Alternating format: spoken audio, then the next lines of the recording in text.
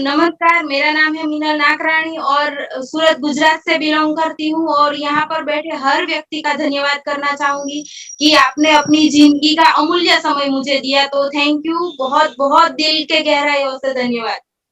और मैं अपनी ये जर्नी की बात शुरू करने से पहले सभी को एक बार धन्यवाद फिर से एक बार करना चाहूँगी कि पहले तो सबसे पहले बीसी सर को धन्यवाद कहना चाहूँगी कि उन्होंने मुझे यहाँ पर बोलने का मौका दिया और यहाँ पर एक अपनी पहचान को साबित करने का भी मौका मिला। वो सबसे बेहतरीन मौका जो दिया है मुझे वो प्रियंका मैम है, तो उनको भी धन्यवाद कहना चाहूँगी। मैं मेरी अपलाइन सारी ही अपलाइन को धन्यवाद कहना चाहूँगी। महावीर सर है, दिनेश भाई है, हरेश भाई है, दिलसुख भाई है, जो भी सारी मेरी अपलाइन है उन सबको धन्यवाद देना चाहूँगी।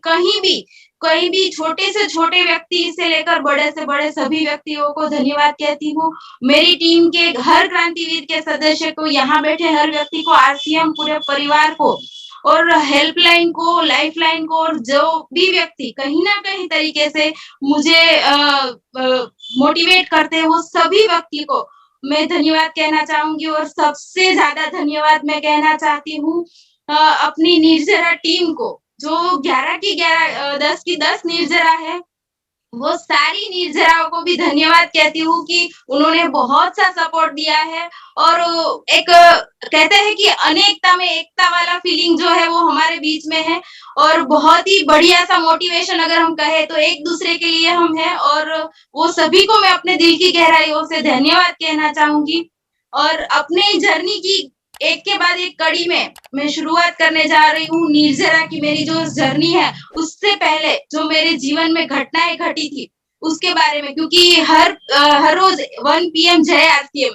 ये नारे के तहत हमने बीसी सर ने हमें बहुत कुछ सिखाया है, बहुत सी ऐसी स्टोरियाँ हमने सुनी है, जिससे सभी लड़कियों के जीवन में कहीं न कहीं परिवर्तन हम ला सकते हैं, सही सभी बहनों के जीवन में परिवर्तन ला सकते हैं।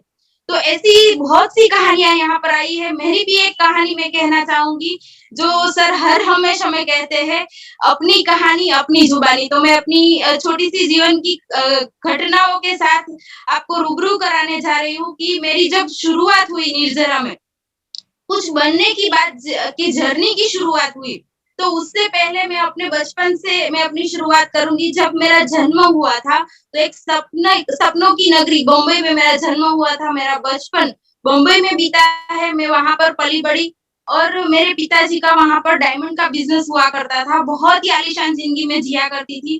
वहाँ पर बहुत ही अच्छे से ज़िंदगी कट रही थी, लेकिन कहते हैं ना परिस्थिति का कुछ ठिकाना नहीं, कब कैसी परिस्थिति आ जाए। तो मेरे जीवन में भी एक ऐसा मोड़ आया था जब मेरे पिताजी को बिज़नेस में लॉस हुआ था और तभी इतना इतना कह सकते हैं कि बहुत ज़्यादा लॉस हो गया था जिसकी वज़ह से हमें बम्बई छोड़कर सूरत आना पड़ा था और सूरत में आने के बाद मैंने अपने जीवन की बहुत सारी कठिनाइयों से, बहुत सारी जगहों पर परेशानियों से आगे निकलने का प्रयत्न किया है और धीरे-धीरे मेरे जीवन की अगर बात करें तो बॉम्बई में मैंने जब तक जिया था, बहुत ही बढ़िया जीवन जिया था और मेरी लाइफ़स्टाइल भी वैसे हुआ करती थी। लेकिन जैसे ही हम सूरत आई तभी मेरी 19 साल की उम्र में शादी हो चुकी थी। 19 साल में मेरी शादी कर दी गई थी और सभी लड़कियों के सपने होते हैं, वैसे ही मेरे बहुत से सपने थे और मैं बहुत बड़े-बड़े सपने देखा करती थी और सपने तो कहते हैं ना शादी के बाद सपने तो सपने ही रह जाते हैं, वैसे मेरे भी बहुत से सपने सपने ही रह गए थे। लेकिन फिर भी कह सकते हैं ज़िंदगी कट रही थी, चल रही थी, ठीक-ठाक जीवन हम जी रहे थे लेकिन मेरे जीवन में शादी के बाद बहुत सी ऐसी घटनाएँ हुई जिससे मेरी ज़िंदगी का कुछ मतलब विज़न कुछ क्लियर नहीं था। जो मुझे करना था लेकिन वो कर नहीं पा रही थी क्योंकि हमारे परिवार में जो असलम था भाई वो बोल क्या हाल है? मंदिर में रहेगा बता बोल। हाँ जी कोई बात। जी दीदी आप चालू रखें।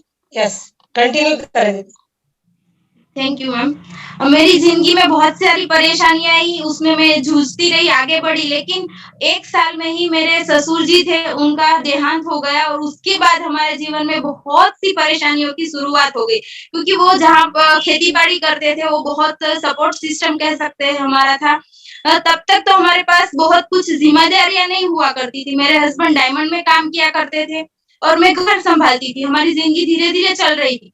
लेकिन जैसे ही ये घटना हमारे जीवन में घटी, तो बहुत-सी परेशानियों ने दस्तक देना शुरू कर दिया और धीरे-धीरे मेरे हस्बैंड के ऊपर सारी ज़िम्मेवारी आ गई। खर्चा बढ़ रहा था और इनकम इतनी की इतनी थी। वैसे कह सकते हैं कम हो गई थी क्योंकि जो खेती-बाड़ी से आ रहा था वो तो बंद हो चुका था। और हमारे परिवार की ज़वाबदारी इन पर आने की वज़ह से परिवार में बहुत सारी परेशानी आप सबको पता है। खर्चा बढ़ता है, इनकम कम होती है तो परेशानियाँ तो होती ही है। वो परेशानियों की शुरुआत हुई और मुझे तभी कह सकते हैं आते दाल का भाव तब पता चला क्या होता है। क्योंकि मैंने बहुत ही आलीशान ज़िंदगी जी थी। मेरे बचपन में मैंने कभी भी कोई कुछ भी ऐसा नहीं था कि मुझे जो चाहिए वो नहीं मिला। मुझे बोलना भी नहीं पड़ता था, वो सारी चीज़ें मिलती थी और यहाँ पर मुझे स्ट्रगल करना पड़ता था और साथ में मेरे हस्बैंड की इतनी इनकम नहीं थी कि हम कुछ इतना बड़ा कर सके। लेकिन वो जो काम करते थे उससे हमारा गुज़ारा चल रहा था। लेकिन मैंने सोचा मैं कुछ कर सकती हूँ। तो मैंने सोचा हम लोग कुछ काम करते हैं लेकिन हमारा परिवार ऐसा था जहाँ पर कोई भी महिला ऐसा कुछ काम नहीं करती थी। तो उन्होंने मुझे पहले तो मना कर दिया लेकिन फिर उन्होंने बोला इतना स्ट्रगल चल रहा है कोई बात नहीं, आप ऐसा काम करो जो घर पे बैठकर कर सकते हो। आपको बाहर नहीं जाना है। मैंने बोला ठीक है। मैंने घर में सिलाई सीखी, सिलाई का सारा मशीन क्योंकि मुझे कुछ भी नहीं आता था तभी। तभी मैंने सिलाई का मशीन वगैरह सारे काम मैंने सीखे और सीखने के बाद काम शुरू किया। लेकिन कहते हैं ना पूरा टाइम मेहनत करने के बावजूद ऐसा मशीन का काम भी पूरा पूरा नहीं मिलता। जो भी मिलता था तो उसमें सब्जी या दूध का खर्चा निकाल सकते थे, उससे ज़्यादा का कुछ नहीं हो रहा था। लेकिन ज़िंदगी थी, चल रही थी, हम लोग इस पे मेहनत भी कर रहे थे। लेकिन एक दिन ऐसा हुआ कि मुझे लगा इससे ज़्यादा कुछ करना चाहिए। सपनों की बात तो मैं भूल चुकी थी क्योंकि सपनों के लिए कोई समय नहीं बचता था। इतना स्ट्रगल कर रहे थे हम लोग हमारे जीवन में। काम तो कर रहे थे लेकिन इनकम नहीं बढ़ रही। फिर मैंने सोचा कोई जॉब कर लेती हूँ।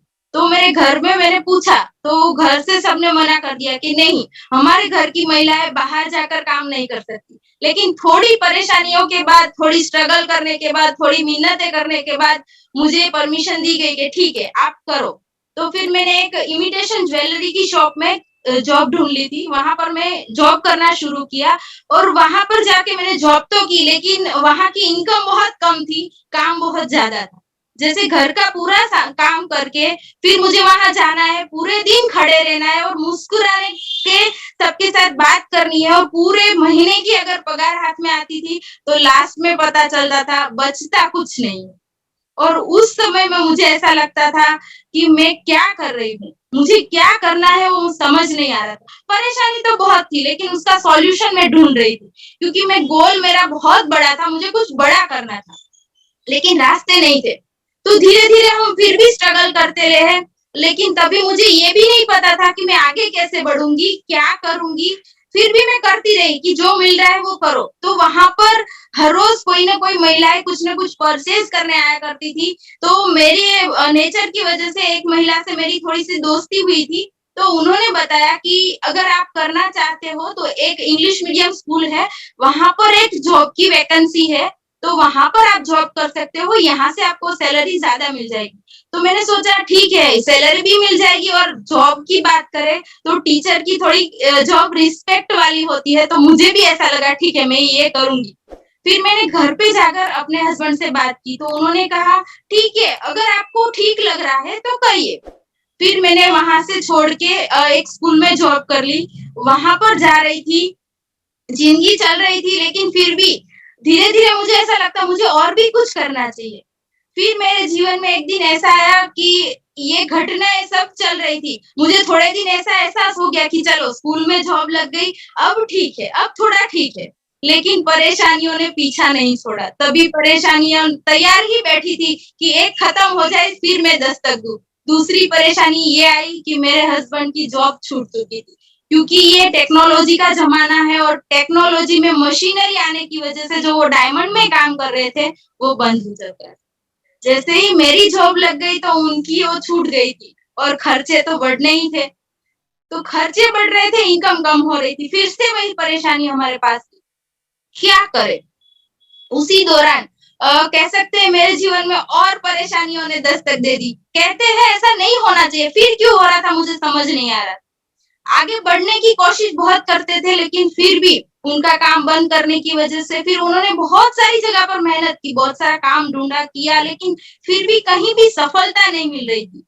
फिर वो परेशान तो रहते थे, लेकिन कुछ कहते नहीं थे। हमें समझ में आता है उनकी क्या स्थिति होगी। फिर हमने सोचा कुछ और करना है और उसी दौरान और एक परेशानी ने दस्तक दी और वो थी मेरी हेल्थ की चैलेंज। मुझे एक बीमारी हो गई थी जिसकी वजह से ऐसी बड़ी बीमारी थी कि उसका रीज़न कोई डॉक्टर नहीं ढूँढ पा रहे थे। पूरे सूरत में जितने भी बड़े हॉस्पिटल थे जहाँ पर सारी जगह पर हम जा चुके थे, लेकिन सभी डॉक्टर अपने अलग-अलग रीज़न बताया करते थे कि कोई बोलता है पाचन का प्रॉब्लम है, कोई बोलता है गैस का प्रॉब्लम है, कोई बोलता है एलर्जी है, लेकिन क्या है किसी को पता नहीं हो रहा था क्योंकि जो भी मैं खाती थी, मुझे वॉमिट हो जाती। पानी भी अगर पी लिया तो उल्टी हो जाती और फिर ये कोई पकड़ नहीं पा रहा था कि क्या हो रहा है। और एक तो पैसे का चैलेंज तो था ही और जितनी भी बचत हम दोनों ने मिलके की थी, वो सारी हमने हॉस्पिटल में जमा करवा दी और वो पैसे तो खत्म हो गए, साथ में हेल्थ भी ठीक नहीं हो रही थी, कोई ना ही दवाई असर कर रही थी, कुछ भी नहीं। कुछ खा भी नहीं सकती थी और पता भी नहीं चलता था कि क्या हो रहा है। फिर एक दिन मेरे मामा जी ने मुझे बोला अहमदाबाद आ जाओ, यहाँ पर एक हॉस्पिटल है जहाँ पर आपको दिखाते हैं। फिर हम लोग दोनों वहाँ पर हॉस्पिटल में गए, वहाँ पर पता चला कि मुझे प्रॉब्लम क्या हुआ और वहाँ पर बहुत सारी परहेज़ दी गई और उसके बाद हमें पता चला क्या करना है। वहाँ पर मुझे ये भी बताया गया था कि आपको कुछ भी नहीं खाना है, सिर्फ़ आपको सलाद खाना है और कुछ नहीं खाना है। तो और वहाँ से दवाई दी गई, वो दवाई मैंने लेना शुरू की, थोड़ा बदलाव आया, शरीर ठीक हुआ, लेकिन एक था, पूरे दिन पूरा काम भी करना है, खाना भी पकाना है और खाना खाना नहीं है। आप सोच सकते होंगे क्या हालत होती होगी, क्योंकि खाना खाना नहीं है, बनाना ज़रूर पड़ेगा। मैं बनाती थी लेकिन खा नहीं सकती। फिर धीरे-धीरे मुझे आरसीएम के बारे में पता चला। आरसीएम में जो राइस ब्रांड ऑयल आता है, उससे बहुत सारे लोगों की हेल्थ अच्छी हुई थी, तो उसके बारे में पता चला और फिर मैंने वो लेना शुरू किया, अपना जॉइनिंग किया और उसके बाद उसको लेना शुरू किया और उसके साथ 2-2 चम्मच राइस ब्रांड ऑयल मैं पीती थी और उससे मुझे इतना रिज़ल्ट मिला कि मुझे सारी की सारी दवाइयाँ बंद हो गई और मैं जो भी खाना चाहूँ, वो सारा कुछ खा सकती हूँ। क्योंकि पहले तो ऐसा हुआ था, मैं कुछ नहीं खा सकती थी, तो मुझे एक बार ऐसा भी लगा था, ऐसी क्या ज़िंदगी है? कुछ खाना नहीं है और पूरा काम करना है। छोड़ो ऐसा नहीं जीना है। लेकिन वहाँ पर मुझे आरसीएम मिला और उसमें भी राइस ब्रांड ऑयल मिला। तो वो मैंने खाना शुरू किया और उससे बहुत सारे रिज़ल्ट मिले, मेरे परिवार में भी मिले। हमारे घर में जो हॉस्पिटल का खर्चा था, वो खत्म हो गया। फिर मैं वापस अपनी जॉब पर लग गई, अपना काम तो कर ही रही थी, साथ में जीवन में खुशियाँ इसलिए थी कि कुछ अच्छा हो रहा था। फिर धीरे-धीरे ये दवाई में खर्चा हो गया था, इनके काम का कुछ ठीक से हो नहीं रहा था। फिर मेरी एक जॉब के हिसाब से हम लोग यहाँ पर सर्वाइव नहीं कर पा रहे थे। तो फिर उस वक़्त मेरी सासू माँ ने बोला, "बहुत हुआ, अब ये बस हो गया, अब हम सब गाँव चलते हैं, यहाँ पर हमें नहीं रहना है, क्योंकि यहाँ पर अब हम ज़्यादा नहीं रह सकते।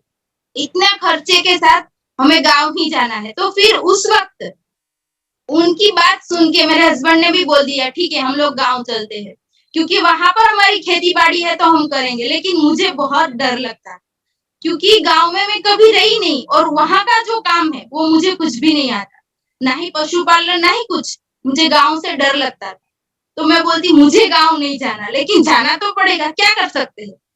मेरे दिल में ऐसा बहुत सारा चल रहा था, मेरे साथ ऐसा क्यों हो रहा है? मुझे क्यों जाना है? फिर भी जाना था। ऐसे समय में मुझे गोल के बारे में ना ही कुछ पता था, ना ही कुछ और। लेकिन उस समय में मैं कह सकती हूँ, मैं बीके हूँ, ब्रह्मा कुमारी ईश्वरीय विश्वविद्यालय की एक स्टूडेंट हूँ। तो वहाँ पर मुझे पता चला कि गोल क्या होता है और उसके बारे में पता चला और धीरे-धीरे मैं उसमें आगे बढ़ती रही, तो फिर मुझे पता चला कि हाँ, हमारे जीवन में जो हो रहा है, उसे हम चेंज कर सकते हैं। फिर वहाँ मुझे दीदी ने बहुत सारी बातें सिखाई, बताई और फिर तब मैंने सोचा, हाँ, मुझे जीवन में कुछ करना है तो बदलाव मुझे ही करना पड़ेगा। फिर वहाँ पर एक गुरुवार को मैं गई थी, तो वहाँ पर मुझे बोला, "आप बाबा को पत्र लिखो और आप बोलो आपको क्या परेशानी है।" तो एक गोल सेटिंग की हुआ, लेकिन वो हमारे वहाँ पर उस तरीके से सिखाया जाता है, तो वो मैंने किया और तभी मेरे जीवन में एक चमत्कार भी हुआ। कि उसी वक़्त हमें जाने में सिर्फ थोड़े ही दिन बाकी थे, हम लोग जाने वाले थे गाँव, तभी एक चमत्कार हुआ कि मैं सोचती थी मुझे नहीं जाना, लेकिन कुछ कर नहीं सकती थी, जाना पड़ रहा था। तो उसी वक़्त, उसी दिन रात को मेरे मामा जी मेरे घर पे आए, जो रमेश भाई अकबरी मेरे मामा जी लगते हैं, वो आए और उन्होंने बोला कि आप आरसीएम की शॉप क्यों नहीं कर लेते? तो मेरे घर पे तो पहले तो मेरी सासू माँ ने मना कर दिया, जी नहीं, हमें ऐसा कुछ नहीं करना। लेकिन मेरे मामा जी ने कन्विंस किया कि हाँ, मीनल को कंप्यूटर आता है, तो वो कर पाएगी। आप थोड़ा जाना ही है गाँव में, तो थोड़े दिन ये ट्राई करने में क्या हर्ज है? तो उन्होंने बहुत बार बताया, फिर मेरे हस्बैंड ने बोला, "ठीक है, आप बताते हो तो हम कर लेंगे।" फिर मुझे भी ऐसा लगा, इस बार तो मुझे खुद को साबित करना ही है और मैंने किया कि हाँ, मैं करूँगी। और उन्होंने जो सपोर्ट किया तो कह सकते हैं उनकी वजह से आज हमारी ये शॉप है और जब हमने ये शॉप रखी थी, तो इसका टर्नओवर 1 लाख से 1.5 लाख तक का था और तभी कह सकते हैं खर्चे बहुत ज़्यादा थे, इनकम बहुत ही कम थी। लेकिन शुरुआती दौर में कोई भी बिज़नेस में थोड़ा समय देना होता है। तो तभी मुझे लगा कि मैं स्कूल में तो जॉब कर ही रही हूँ, साथ में ये पीयूसी भी करते हैं, लेकिन क्या हो जाएगा? तो इन्होंने बोला कोई बात नहीं, टेंशन मत लो, कर लेंगे। तो फिर इन्होंने मुझे मोटिवेट किया कि हाँ, हम कर लेंगे। तो तभी एक मैं कह सकती हूँ आज मुश्किल है, कल थोड़ा बेहतर होगा, बस उम्मीद है, भविष्य ज़रूर बेहतरीन होगा। ऐसी सोच थी मेरी, तो फिर मैंने ऐसी सोच बनाई थी और उसकी वजह से मैंने करना शुरू किया। पीयूसी पे आने से पहले मैं सुबह में सारा घर का काम करती थी, दोपहर का खाना बनाती थी और फिर स्कूल जाती थी। 11 बजे स्कूल जाना होता था, साढ़े 11 तक स्कूल में एंट्री करनी होती थी। वहाँ से मैं 5 बजे छूटती थी, वहाँ से छूटने के बाद डायरेक्ट मैं पीयूसी पे आती थी और वहाँ पर सारे जो मेरे हस्बैंड कच्चे बिल बनाया करते थे, वो सारे ऑनलाइन किया करती थी और स्कूल का जो वर्क होता था क्योंकि अभी जो है उससे तो पहले कोई बुकलेट नहीं आती थी, सारा कुछ हमें लिख के बनाना होता, सारे पेपर है, सप्लीमेंट सब कुछ लिख-लिख के बनाना होता था, सभी तरह के असाइनमेंट है, वो सारा लिखना पड़ता था। तो वो सारा मैं वर्क यहाँ पर लेके आती थी, यहाँ का काम करती थी, बिलिंग करती थी, पेपर चेक करने, ये सारा काम मैं पीयूसी पर बैठ कर किया करती। ये सब करते हुए भी फिर भी मुझे लग रहा था, अभी भी जो चाहिए वो उतना नहीं मिल रहा है। लेकिन धीरे-धीरे मेरी ज़िंदगी में ऐसा करते आरसीएम ने रंग भरना शुरू कर दिया। मैं थोड़ी बहुत मीटिंगे में जाने लगी, थोड़ा कुछ समझ में आने लगा। फिर मैंने मीटिंगे में जाते-जाते सीखा कि हाँ, इसमें सेलिंग भी कर सकते हैं। फिर मैंने अपना सेलिंग करना शुरू किया और मेरे हस्बैंड ने मुझे बहुत सपोर्ट किया। उन्होंने बोला, "हाँ, सेलिंग की बात ठीक है, आप करो।" तो मैं छुट्टी जिस दिन होती थी, अगले दिन मैं प्लानिंग कर लेती थी, मुझे कल कहाँ पर सेलिंग करने जाना है। मैं बम्बई जाती थी, अहमदाबाद जाती थी, सेलिंग करने जाती थी, 2 बड़े से बैग भर के अपने दोनों कंधों पे लेके जाया करती थी। तभी मेरे पास कोई व्हीकल नहीं हुआ करता था, चल के जाना होता था सारी जगह पर। यहाँ आस-पास में जाया करती थी, फिर जब बॉम्बे जाना होता था, तो इतनी टिकट नहीं होती थी कि हम दोनों जा सकें। किसी एक को ही जाना था, तो मैं अकेली जाती थी और ऐसा कह सकते हैं धीरे-धीरे ज़िंदगी को समझ में आने लगा था कि मुझे क्या करना है। फिर मैं जाती थी तो कई बार ऐसा मैंने किया है कि जीवन में ऐसी परेशानी तो आएगी, लेकिन जूझना तो मुझे ही है। किसी को ये परेशानी बड़ी नहीं लगेगी क्योंकि सबके जीवन में परेशानी होती, मुझे लगती थी क्योंकि मैंने कुछ दुःख जैसा सोचा भी नहीं था और देखा भी नहीं था। मैंने बहुत खुशहाल ज़िंदगी जी थी, तो मुझे छोटी-छोटी बातें बहुत दुःख दे जाती थी। मुझे लगता था ऐसा मेरे साथ क्यों हो रहा है? लेकिन फिर भी मैं जाती थी ट्रेन में और वहाँ पर भी कई बार जगह नहीं मिलती थी। खड़े-खड़े जाना होता है, सेलिंग करना है, फिर वापस आती थी तो खड़े-खड़े वापस आती और रात को आधी रात को ट्रेन पहुँचती थी, तभी मेरे हस्बैंड मुझे वहाँ लेने पहुँच जाते थे और हम लोग ऐसे जीवन जी रहे थे। लेकिन कह सकते हैं कई बार ऐसा हुआ था खाना-पीना भी नहीं होता था टाइम पे, फिर भी हम लोग कर रहे थे। सेलिंग क्या है मुझे समझ नहीं थी, फिर भी कर रहे थे। धीरे-धीरे जीवन में बदलाव आया, पीयूसी का टर्नओवर धीरे-धीरे बढ़ने लगा, हमारा काम बढ़ने लगा और सेलिंग में हमने धीरे-धीरे मास्टरी हासिल की, क्योंकि सीखना शुरू किया। मेरे जीवन में मैंने सीखा और आगे बढ़ी और फिर पता चला जीवन क्या है। मुझे बहुत सारे रंग की बात करती हूँ, वो सारे रंग आरसीएम ने दिए। हेल्थ के बारे में भी और जीवन की बहुत सारी खुशियों के बारे में। लेकिन जब मैं ये सारा स्ट्रगल कर रही थी, तभी ऐसा कहते हैं घर के सब लोग तो कहते ही है, घर के सब लोग कहते थे ऐसा नहीं करना चाहिए, बैग लेके बाहर घूमना ये हमारी संस्कृति नहीं, हमारे घर की महिलाएं नहीं करती है। बहुत सारे ताने भी देते थे, लेकिन मैं सहती थी, मुझे अच्छा नहीं लगता, फिर भी करती थी।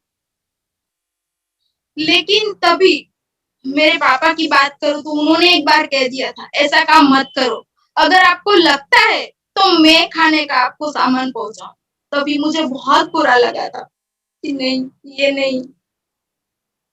और मैंने करना शुरू ही रखा और फिर जीवन में खुशी आई और मैंने रॉयल्टी जैसी इनकम की शुरुआत और वही बॉम्बे मार्केट हॉल में एक सेलिब्रेशन हुआ था जिसमें बीसी सर ने मुझे ट्रॉफी दी थी और उस ट्रॉफी में के साथ मुझे एक बात बताई थी कि आप जो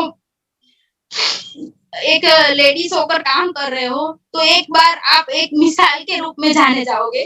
तो वो शब्द मेरे जीवन में बहुत बड़ी कह सकते हैं वरदान के रूप में साबित हुआ और वो शब्द सही हो गए और मैंने कुछ किया, लेकिन धीरे-धीरे आगे बढ़ी। और एक बार वो सारी घटनाएँ खत्म हो गई और जीवन में खुशियों ने रंग भर दिया।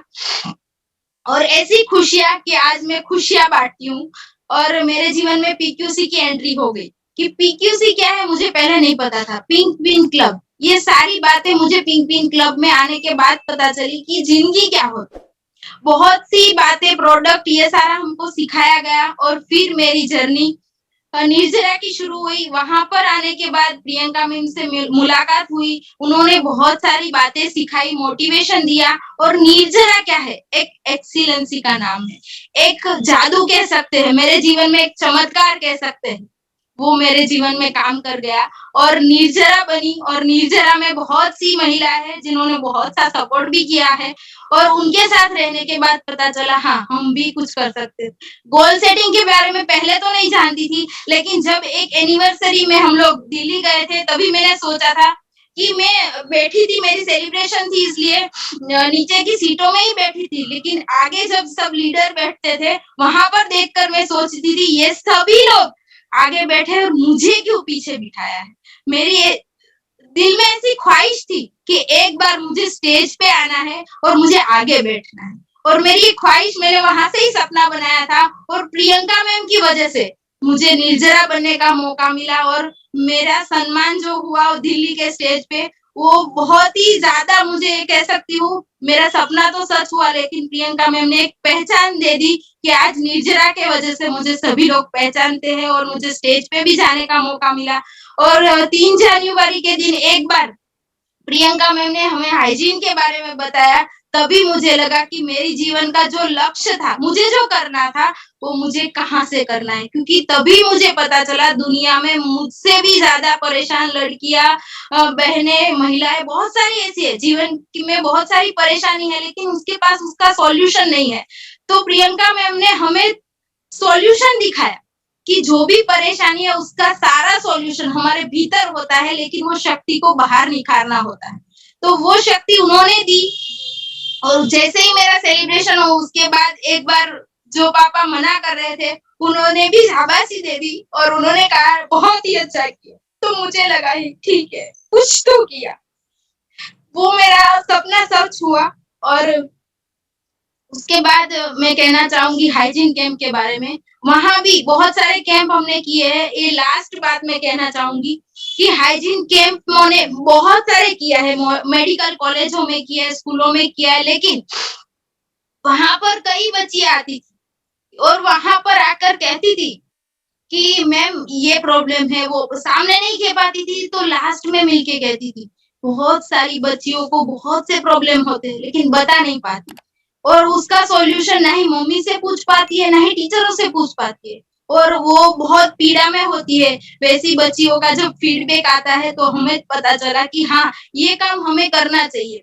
मेरी परेशानी तो कुछ भी नहीं, ऐसी परेशानियों से छोटी-छोटी बच्चियाँ जूझ रही है।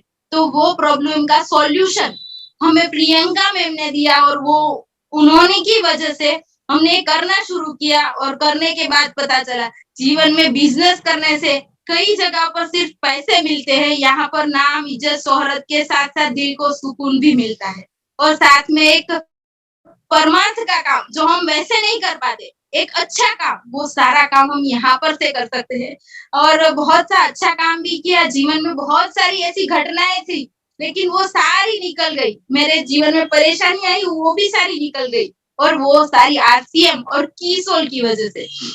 जिन्होंने एक नाम पहचान दी और मेरे जीवन में बहुत सारे रंग भर दिए और वही रंग मैं आज सारी महिलाओं के अंदर भरती हूँ, क्योंकि जो भी महिलाएं सभी एक बारूद के ढेर के समान है, सभी एक बारूद के ढेर के समान, लेकिन बारूद के ढेर को भी एक चिंगारी की जरूरत होती है फटने के लिए। वैसे हर महिला में चिंगारी, थोड़ी बहुत चिंगारी की जरूरत होती है और वो चिंगारी यहाँ 1 बजे पीएम में आ जाओगे और सब सुन लोगे, किसी ना किसी महिला की स्टोरी से वो चिंगारी आपके अंदर लग जाएगी और आपको पता चल जाएगा, हाँ, ये कर सकती है तो मैं क्यों नहीं कर सकती? हर महिला कर सकती है और मुझे भी तभी पता चला कि मैं भी कर सकती हूँ। शुरुआती दिनों में हर कोई नहीं बोल पाता, मैं भी नहीं बोल पाती थी, 4 व्यक्ति के बीच में नहीं बोल पाती थी और अब सब जगह पर बोल पाती हूँ। उसकी वजह मेरे अंदर आग तो थी, लेकिन कोई झामुमन नहीं था, कोई शक्ति जगाने वाला नहीं था, लेकिन जैसे ही शक्ति को जगाने वाला व्यक्ति मिल गया तो मेरी शक्ति जग गई और मैंने कुछ करने की शुरुआत की। तो हम सभी कर सकते हैं और आगे बढ़ सकते हैं। एक बात कर मैं अपनी वाणी को विराम दूंगी क्योंकि मेरा समय समाप्त हो चुका है। तो एक बात मैं खास कहना चाहूंगी, जब भी आप परेशानियों में हो, जब भी मुश्किल में हो तो मुझे जरूर से याद कीजिएगा, क्योंकि मेरी परेशानी कोई बड़ी नहीं थी, लेकिन मुझे लगती। हम परेशानी को बड़ा करते हैं तो बड़ी लगती है, उसे छोटा करते हैं तो छोटे लग जाते हैं। तो हमारी टीम के सभी लीडर्सों ने मुझे बहुत बार मदद की है।